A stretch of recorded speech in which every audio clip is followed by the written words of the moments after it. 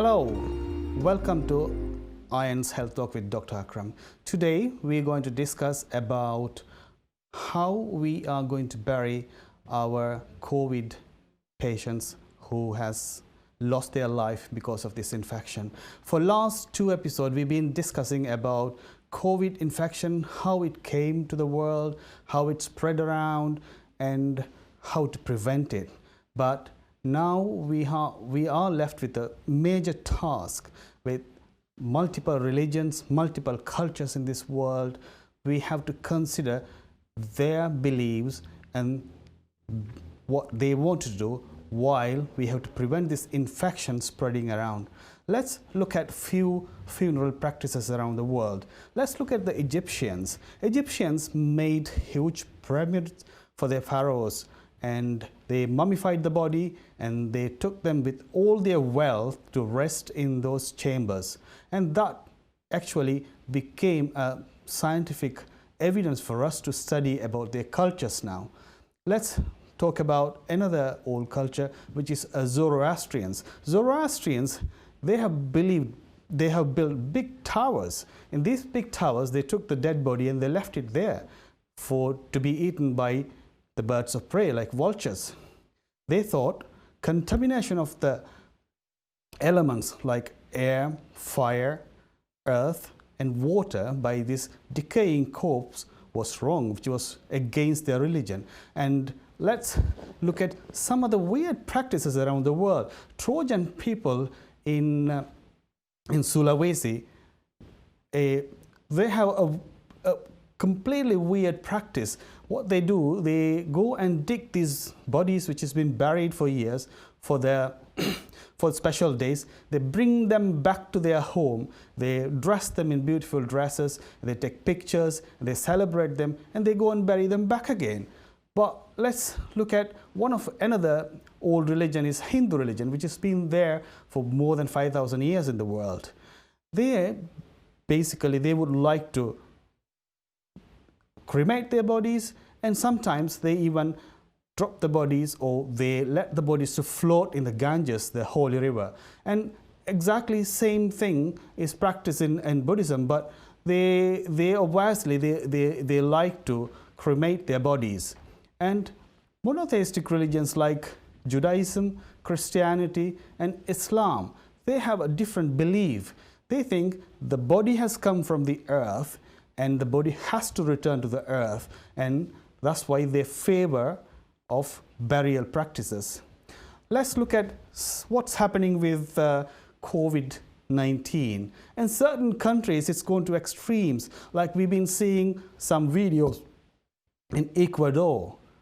The people are so desperate, there's so many deaths around there, and they can't bury them. Probably they don't have any facilities, and they are just tossing the bodies around the streets, or sometimes they set fire to the bodies and they ran away, and the police or the health officials came and took these bodies back to where it's supposed to be.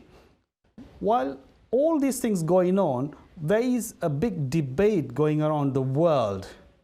How can we do our last respect to our loved ones who left us behind because of this infection?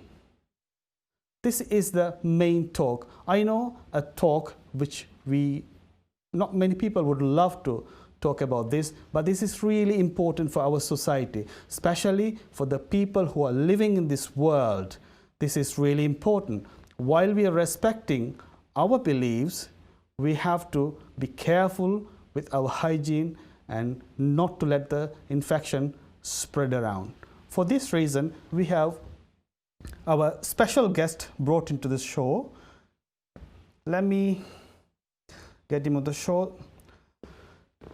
Our special guest today is a clinical director for primary care SAS, North and Central London. He is a COVID-19 strategy lead for practices in North London. He is also a GP. He studied medicine in Sheffield Medical School. Then he worked in Nottingham for 9 years before moving to London 5 years ago. He has extensive experience in surgical and trauma fields. He is also a trainer for junior doctors and involved in clinical research. He is also an expedition doctor, and he has special interest in tropical disease and parasitology. He is involved in community awareness and disease prevention on long-term conditions, and currently on community awareness and prevention of COVID-19 in North London, and engaged in the primary care hot tub program in Nightingale Hospital. Please welcome Dr. Feroz Mubarak to our show. Thank you for inviting me here. Dr. Feroz, I think we are here to discuss a completely different topic. Usually we discuss about medicine. Today we are here to discuss about how we are going to respect our beliefs, and at the same time how we can prevent this infection going around the world. What do you think about cremation? Cremation is a cultural practice, as you know. There are situations where the cremation is recommended for certain conditions or infections, I should say, in certain circumstances. But cremation is largely a cultural practice. And obviously, compared to burial, it's preferred by certain cultures, like as you mentioned, but it's just like a day-to-day practice preferred by a certain group of people or cultures. Excellent. Well, when the infection is going around in big numbers at the moment, there are about 1.5, 1.6 million actually people being tested positive for this infection. Over 100,000 people are dead in the world. Can countries cope up burying each and every body? That's a really good question, actually. Yes, it's a very valid question in terms of the numbers, whether could you deal with that or not. It depends on the amount of dead people and the resources and the land which is available for burial. In ideal situation, if you're talking about the burial, so you do need one grave for one body, and you would find that in non-ideal situations, more than one body is buried in a bigger grave, and then going to a larger scale burials actually is buried in bulk. So it depends on the country and the availability of space. If you are thinking about somewhere like Maldives, a very small country, and you got 1,000 deaths in one time, yes, it would be a question as to whether it would be practically achievable. But with regards to COVID-19 deaths and the countries where it's massively involved in terms of the severity of that, I don't think we have hit that point yet in terms of that you can't bury the bodies. I think the main issue isn't whether the burial could be practically facilitated. I think the main issue is the worry of infectivity of the bodies. That's what persuades most of the countries or most of the cultures, or should I say mostly political cultures, to prefer cremation rather than burial. While we go to burial a bit later, I just want to focus a little bit on these cremation issues. Like, as a layperson, if I would think about an infected body, you take this body to a crematorium, you leave it or you dump it there, and it's a high heat that will kill all the bacteria, virus, and everything, especially, and all the cells. I mean, as a layperson, I think, oh, this is the best practice. But what is the scientific reasons behind it? Are they anything promoting cremation, or?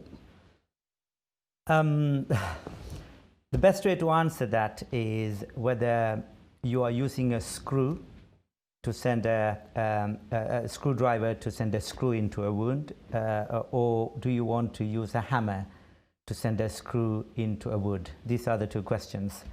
So you could do the job by both means. The question is, are you using the right tool? Right tool. So when you're talking about cremating a body for infectivity, you need to think about the proportion of the need, whether this is the right way to dispose of this body because of other associated risks.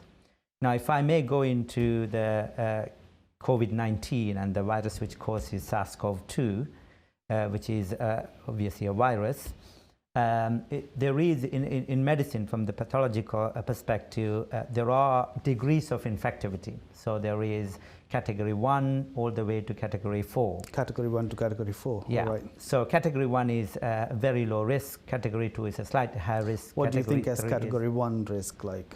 It is very low risk, very, very low risk. There is no need for any special arrangements of that. But So you need can I to, say common cold? Or? yeah, so I can't really name Okay. each condition for whichever the category is. All right. But usually anything which is, it doesn't have a significant risk of infection. Perfect. Yes. Would fall under category 1 and 2. Category 3 is the one which we would have to start about thinking about infectivity from the bodies.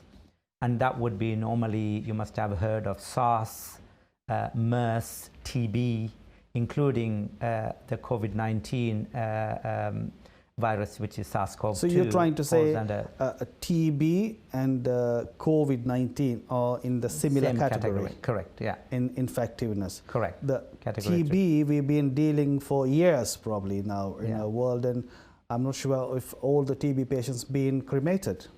Yeah, no, not that I know of. It Not, was not not- because the important thing is that because of the TB you cremate. This Okay. is the question we need to answer. All right. Because whether the cremation is the right thing or not is a cultural decision. Excellent. But should you be cremating because of the infection? Because of the disease infection, that's is the actual question we need to ask. exactly, yeah. So, as I was said, category 3 and category 4 are the ones which normally involves bloodborne disease, especially viral hemorrhagic fever or Ebola, and these are the infected bodies. What we would think about, should we have a higher precaution about should we bury them or not? If even with those cases, there are arguments whether should you really cremate them or is there a safer way to disperse those bodies off.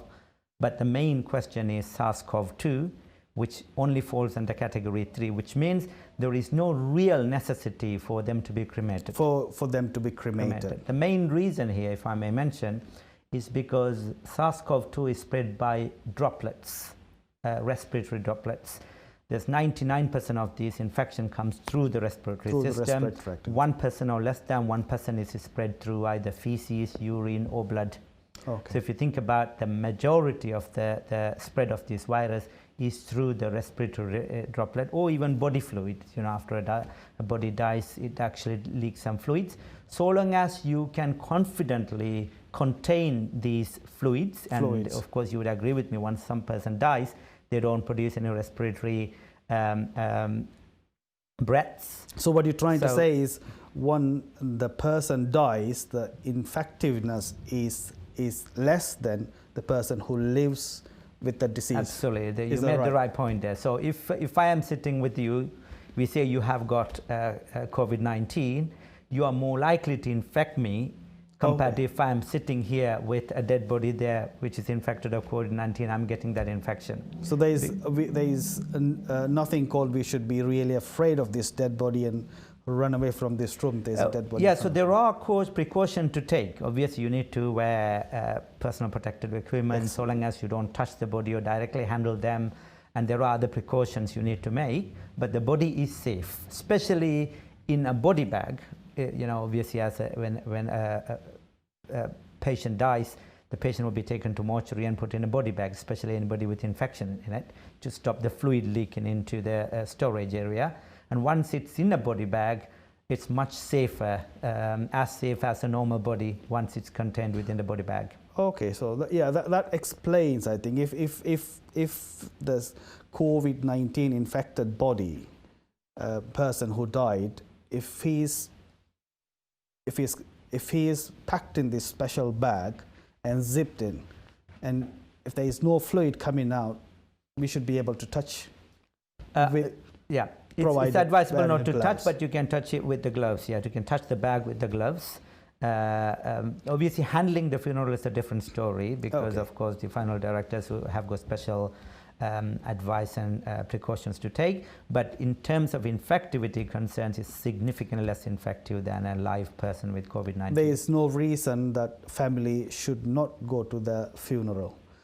Actually, there was a case in London, the 13-year-old boy who unfortunately died of this infection. Yeah. And when his body was, when his funeral was done, I think the family could not go. But that was not, they couldn't go for some reason. What was the reason behind?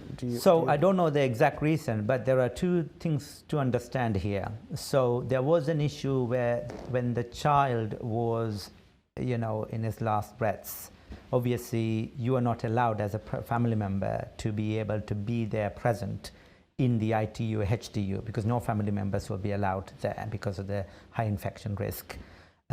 So that's one thing. The second thing is whether could you take part in the cremation or not. I'm not talking specifically about that incident, but once somebody's passed away, you can take part in the funeral of the person, but there are certain strict rules to follow. For example, social distancing, the distance, the 2-meter distance between the attendees, and also to limit the numbers. Usually in the UK they suggest 7 to 10 persons only. Only very close family members are allowed. And usually the undertakers don't let the family members to handle the body. It's the undertakers who do that. So it's important to understand the situation in its right context. So you are allowed to take part in the funerals, but depending on that you observe the safety precautions. Okay. Actually, I think I remember it from reading from the newspaper that his family was self-isolating because of this COVID, because that family had another few more kids, 4 or 5 kids. And so that was the reason they could not participate for that funeral. Yeah. But I think I saw some pictures. Other people had gone there and they have done the last rites and they were doing prayers, standing 1 meter apart from the... I think that's the point. The point is a lot of people have got this misconception about, okay, this is a body with COVID-19, we should not do anything with it and we should stay away from it. And there's a lot of fear about that. What they really forget is the fear of the living who has got the COVID-19. The most important message to kind of put across is that it's not the dead body which is more infectious, it's actually the live person with the COVID-19. Live person is more infectious than the dead body. Definitely. Oh, okay. Yeah. Right. Because that's how I said it's to do with the respiratory droplets. So a dead body doesn't produce it unless you handled the body wrongly or compressed the chest or whatever. So that's the reason why it is more Let's go back to cremation. Is there any environmental impact with this cremation? I don't know if you have gone into that much in detail, but in case you've read through any details. Yeah, well, obviously cremation is burning. So you're actually burning an organic material, which is the body. So, and you do produce combustion. So you would produce more carbon monoxide and carbon dioxide and the material which comes from it. So in that perspective, burning is actually environmentally not as friendly as composting the body, because even when you compost the body actually kind of gives out organic material into the soil, so it actually gets used into the system of cycle, you know. So it follows the natural cycle, isn't it? So it's absolutely. all the materials, all the carbon and oxygen, nitrogen, everything goes to the ground, and it can be used for the plants and absolutely. So on. But some people environmentalists do argue in the fact that this is done and dusted matter, but whereas when you're involved a burial, there's other factors involved. So you get the cost and, you know, the material you put in and all the coffin. So you're talking about these added factors which may cause environmental harm. But practically speaking, anything natural is the most natural way. That's what I would say. So burning a body isn't the natural way. Isn't the natural way. Yeah, because burying is the natural way. So if you're talking about straightforward burial of a body, that burial itself is the most environmentally friendly thing to do to the environment. Let's talk about a little bit about the old cremation where they have piled up logs and they place the body on top of that and burn. Probably that would have caused more environmental impact than a gas fire what we have at the moment, I suppose. Correct, yeah, because that fire will burn for longer and it would need more wood to burn, and possibly they might just involve other things to just complete the burning. Whereas the present day, the modern cemetery has got a high temperature burners. So they actually gases, they just burn the body, combust the body much quicker. So the burning time is significantly less. And there are complete combustion rather than partial combustion, which causes more environmental damage. So if you can just combust the material completely, then that is much better for the environment than just combusting halfway through. Perfect. Okay. We are going to discuss more in detail about the burial. Most probably it is going to be after our quick break, but we're not yet ready for the break. And I would like to ask another question, but this is like, is there a reason for certain countries to imply people on a certain kind of burial? Is it that you have to bury it or you have to cremate it? What's the scientific reason? Are there any scientific reason behind it? So there are two fronts where usually the chief medical officers in the countries try to put forward to. So there are some countries who actually try to impose cremation rather than allowing any room for burial. Some countries are quite neutral. For example, the UK, you must have seen that there had been some notion about going for cremation, but they suddenly turned into a neutral opinion about it. But those countries who try to impose cremation, they argue on two fronts. One front is that the infectivity. The second front is the environmental risk of the virus going into the water reserve. These are the two main areas what they try to argue. But if you really look into the actual science behind these worries, as I mentioned to you, when a body dies, obviously, so let's just go to the basics again. So as you know, it is a virus. It's an RNA virus. So usually it has got just the RNAs inside. Are there it's got a different kind of viruses around? Are they? Yeah, so there are RNA virus. Correct. There are two different kinds of viruses: DNA virus and RNA viruses.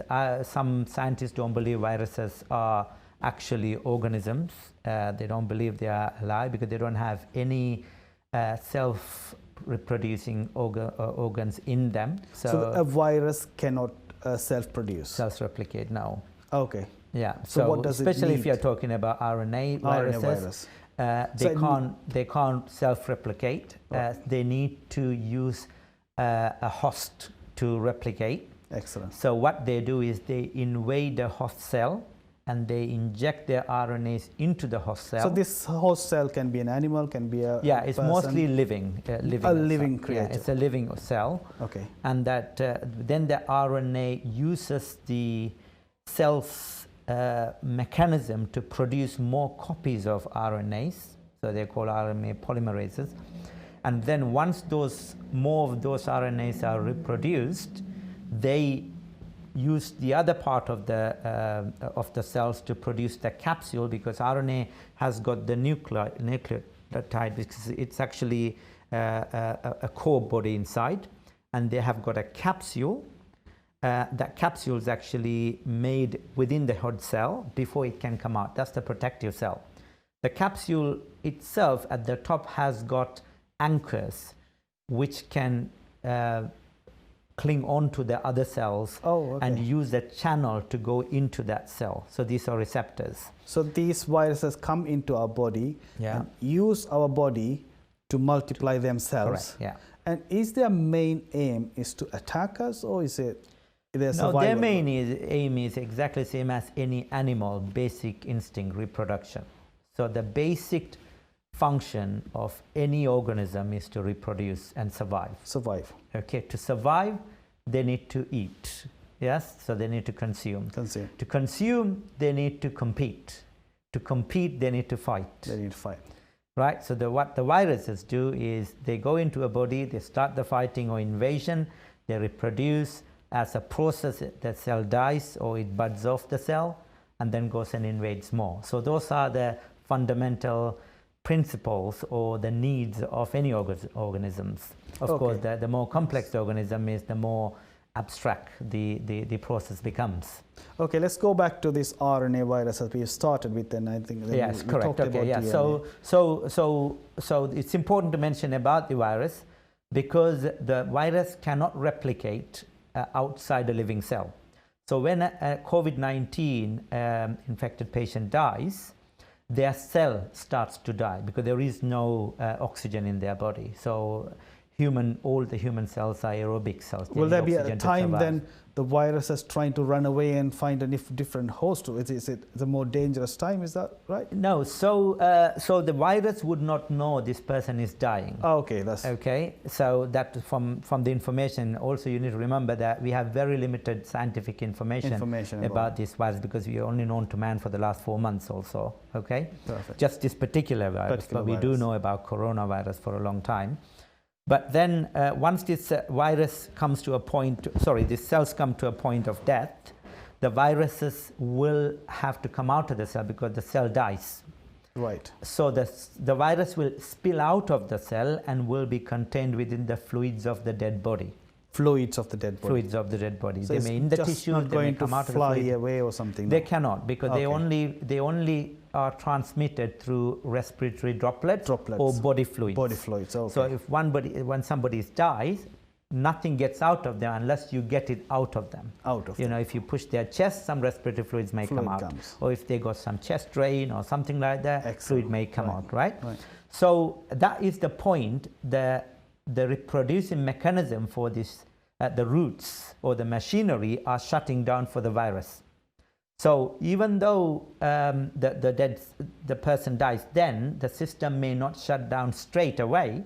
So may go for another hour or maybe 12 hours or 24 hours, but it will eventually shut down. At that point, no more replication for the virus.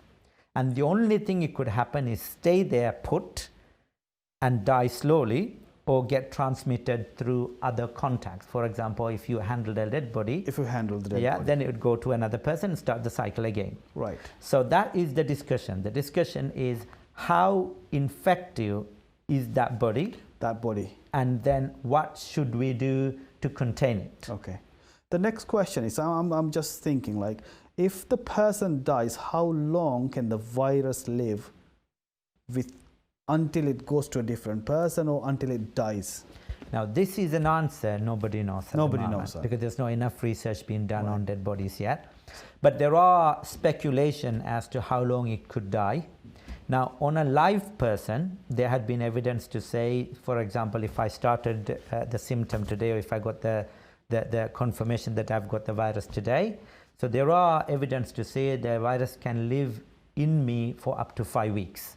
5 weeks. Now that's the limited evidence we have, but usually it should just be in and out within about 2 to 3 weeks, or maximum 4 weeks, maybe 28 days. So that means the virus come to you and they just either it infect you and kill you, or it just leave you alone and goes to somebody else. Is that right? It's not straightforward as that, but there is. But usually, as you know, 80% of under 70s will have very mild to no symptoms. Okay.